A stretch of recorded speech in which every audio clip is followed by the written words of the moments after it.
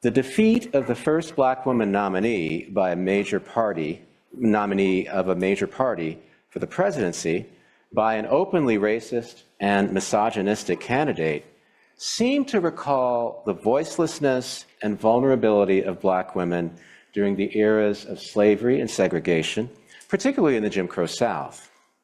Enslaved black women endured the violence of chattel slavery and the exploitation of their labor and reproductive sexuality. Vice President Harris handled Trump better than any candidate I have seen opposing Trump.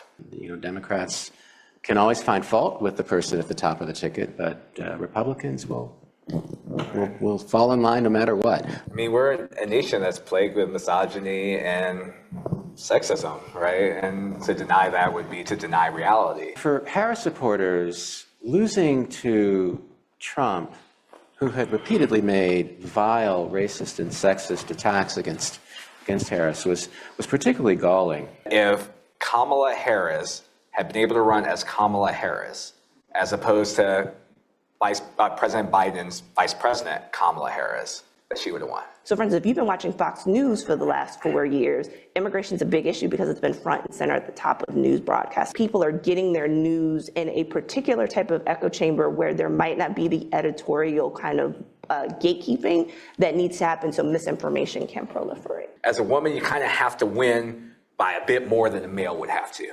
right? For sure. But I think that bump could be overcome. I think Clinton couldn't overcome it because of that background, but she can. I mean, she won the election, let's be honest, right? Let's not forget that. She won the election. She just lost this electoral college antiquity. Perhaps the biggest voter suppressant that we have in our system, which is the electoral college. I do believe that we could have overcome the sexism, misogyny of our nation, and the willingness of Trump to play into that. And that idea of making America great again is an idea of returning to a dynamic of patriarchal control.